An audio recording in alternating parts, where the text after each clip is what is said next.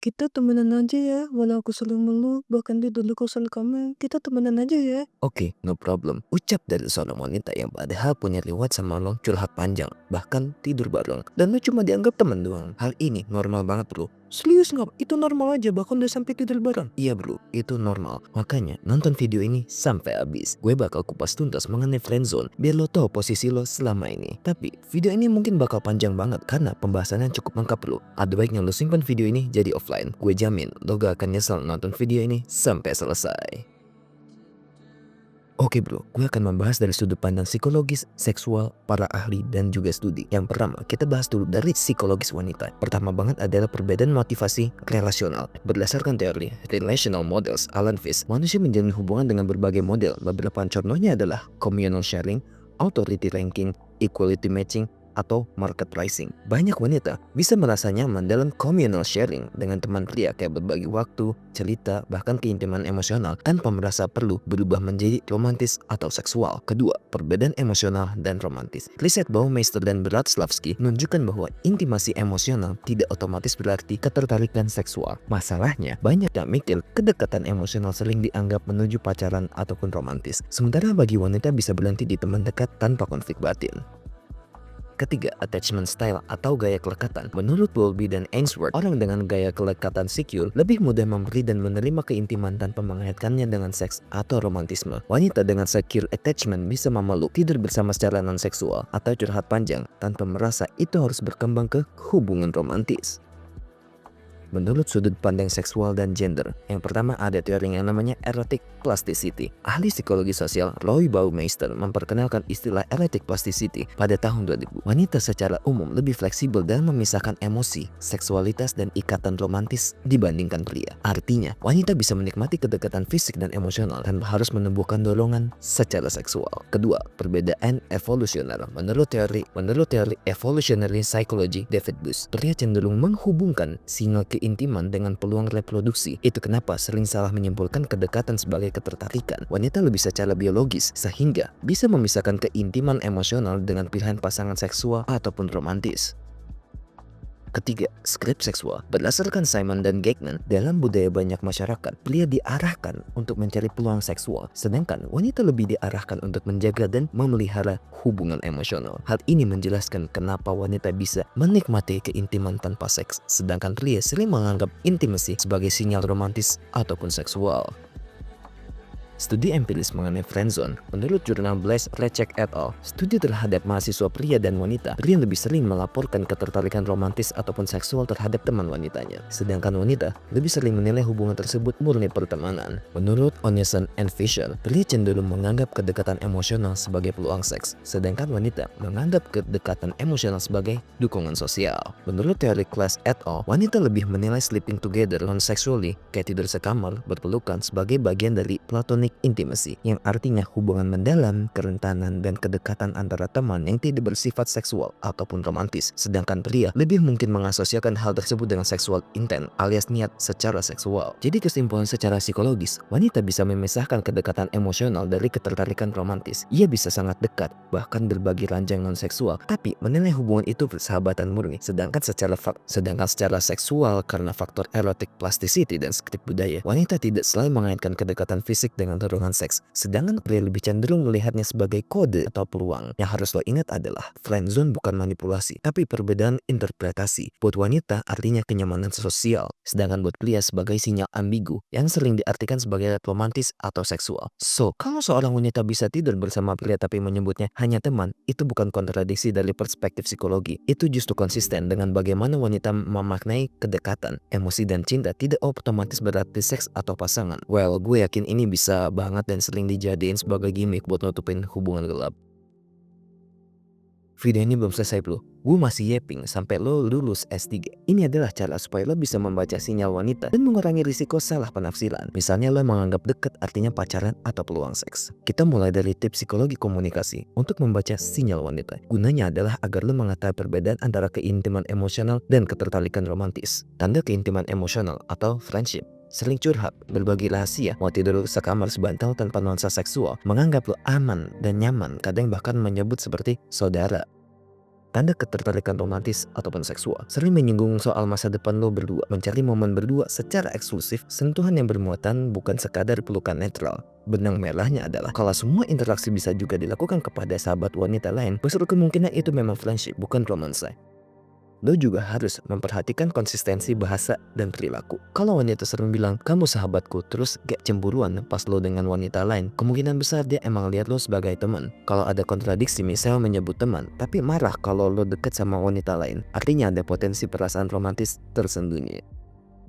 Ini penting bro, jangan gunakan standar pria untuk mengartikan perilaku wanita. Banyak pria berpikir, kalau gue tidur bareng dia, pasti ada chemistry romantis ataupun seksual. Sementara wanita, berdasarkan studi Class et al, bisa memaknai itu sebagai platonic intimacy, yaitu kedekatan tanpa ketertarikan romansa maupun seksual. Jadi jangan langsung menafsirkan kedekatan fisik itu sinyal cinta.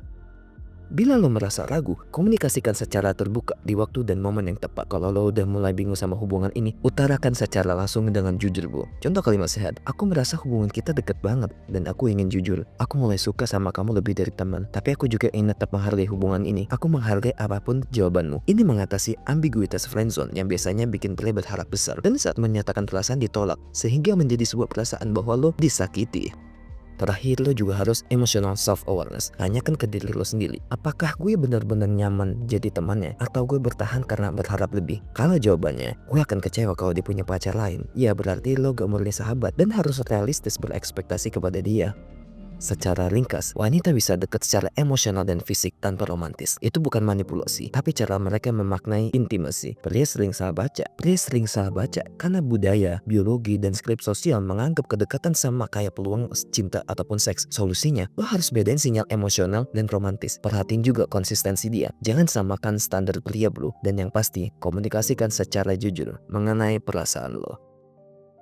Oke, sekarang ini adalah bagian studi kasus nyata. Berdasarkan penelitian psikologi dan hubungan dinamika friendzone, biar kelihatan jelas bagaimana salah tafsir bisa terjadi dan bagaimana cara sehat menanganinya. Studi kasus pertama, Rika sering banget bertindak layaknya pacaran sama Liko. Rika sering malu, tidur di kosan bareng, gandengan tangan kalau jalan berdua. Liko mikir itu artinya suka. Pas Liko nyatain perasaan, Rika bilang, aku anggap kamu kayak saudara bukan pacar. Secara analisis psikologis, dari sudut pandang Rika, itu platonic intimacy, keintiman fisik, emosional, tanpa dorongan seksual. Dari sudut pandang Riko, pelukan itu sinyal romantis karena pria cenderung menafsirkan sentuhan sebagai seksual intent. Lalu, cara menyikapinya, Riko bisa nanya buat klarifikasi lebih awal dan jelas. Jikalau Rika tegas bilang teman, Riko harus menerima pertemanan apa adanya atau mundur demi kesehatan emosinya. Tapi kalau gue bilang ini menang banyak sih. Temen tapi mesra ya kan, cuma temen tapi bisa sampai begitu.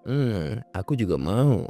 Studi kasus 2 adalah lu sebagai tempat curhat panjang. Orang yang sama Riko dan Rika kayak anak kembar anjay. Tapi Rika pacaran sama yang lain. Padahal Rika cerita mengenai masalah pacarnya, curhat panjang sampai larut malam. Secara normal, Riko menganggap bahwa dirinya penting dan dia merasa dia seharusnya yang menjadi pacarnya. Tapi fakta berkata lain. Ya, hal ini sering banget terjadi. Secara analisis psikologis dari sudut Rika, Riko itu sumber dukungan emosional, bukan pasangan romantis. Studi Jonathan and Vision, wanita lebih menilai teman pria sebagai penopang emosional, sementara pria menilai teman dekat wanita sebagai potensi pasangan. Iya banget sih ini. Terus ada nyangkip interpretasi peran. Apa yang harus Riko lakukan adalah evaluasi. Apakah gue benar-benar ikhlas menjadi pendengar atau gue berharap imbalan romantis? Kalau berharap lebih sehat mengutarakan perasaan ketimbang diam dan tersiksa. Studi kasus 3, Rika jealous tapi dia nganggap Riko cuma teman. Rika sering bilang kamu sahabatku, tapi pas Riko sama wanita lain, Rika marah terus bilang aku gak suka lihat kamu jalan sama dia. Dijelasin sih enak sama seorang wanita, tapi masalahnya dia cuma nganggap lu sebagai sahabat. Analisis psikologisnya adalah kontradiksi. Secara verbal adalah teman,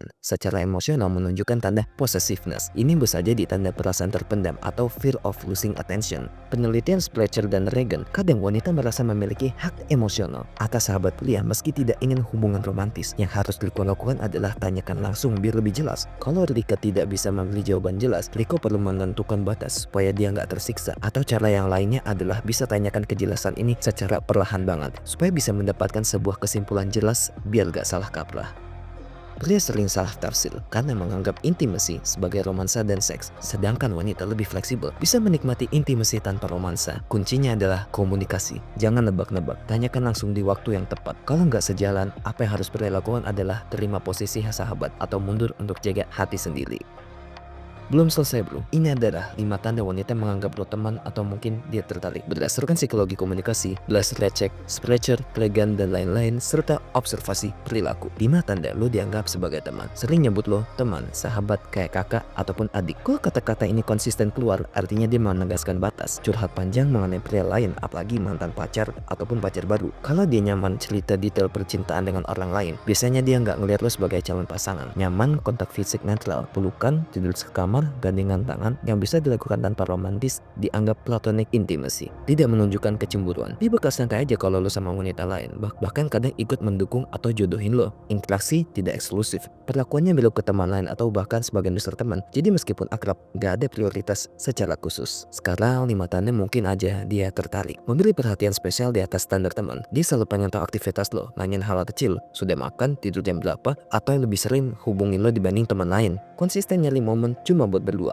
gak cuma nyaman di keramaian, tapi aktif menciptakan waktu cuma buat berduaan. Sinyal fisik dengan nuansa berbeda. Kontak mata lama, sentuhan lebih intim, usap bahu, pegang tangan dengan lembut, bahkan sampai pelukan yang gak netral alias ada maksud tertentu. Muncul kecemburuan secara halus, tiba-tiba dia jadi dingin atau nanya-nanya pas sama wanita lain meskipun gak ngaku secara terang-terangan. Bahasa tubuh terbuka dan flirtatious, senyum lebih sering, tubuh condong ke arah lo saat bicara, main rambut atau giggling berlebihan saat bercanda. Catatan penting, konteks budaya dan kepribadian itu penting. Ada wanita yang memang ramah bahkan secara fisik, jadi lo harus lihat konsistensi dan perbedaan perlakuan dibandingkan ke orang lain. Jangan cuma nebak. Nah, ini penting banget sih. Kalau tanda-tanda ini bikin lo bingung, cara paling ampuh lo komunikasikan secara langsung. Jangan lupa di waktu dan momen yang tepat.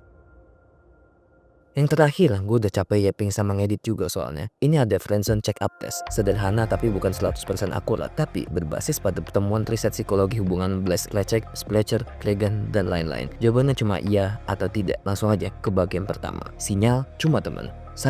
Apakah dia sering nyebut lo sahabat kayak kakak atau adiknya sendiri? Kedua, apakah dia bebas curhat detail tentang pria lain, mantan, gebetan, atau bahkan pacar? Ketiga, apakah dia pernah menjodohkan lo atau ngedorong deket dengan wanita lain? 4.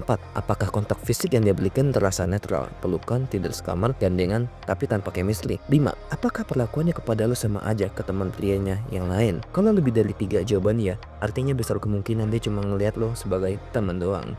Bagian kedua, sinyal ada ketertarikan. Satu, apakah dia sering nyari alasan buat ngabisin waktu berdua sama lo? Bukan sekedar nongkrong atau di keramaian. 2, apakah dia pernah nunjukin kecemburuan halus kalau lo sama wanita lain? 3, apakah dia perhatiin detail kecil diri lo, makanan favorit, jam tidur, kegiatan harian lebih dari orang lain? 4, apakah dia kontak mata secara intens, senyum berulang, atau bahasa tubuh terbuka khusus cuma kepada lo? 5, apakah dia menyentuh lo lebih intim, usap bahu, elus tangan, main rambut, dan lain-lain dibandingkan teman biasa? Kalau lebih dari 3 jawaban iya di bagian ini, ada indikasi dia menyimpan ketertarikan romantis. Kalau di bagian pertama lebih jawaban iya dan bagian kedua lebih sedikit, besar kemungkinan friendzone. Nah, kalau jawaban seimbang artinya ambigu. Lo harus tanyakan secara langsung di waktu dan momen yang tepat. Ini long game lo buat mengetahui hasil clearnya. Karena kalau bisa, supaya dia nggak curiga, waktunya dijarangin dan sekali nanya berbobot dulu. Dan momen waktu harus tepat.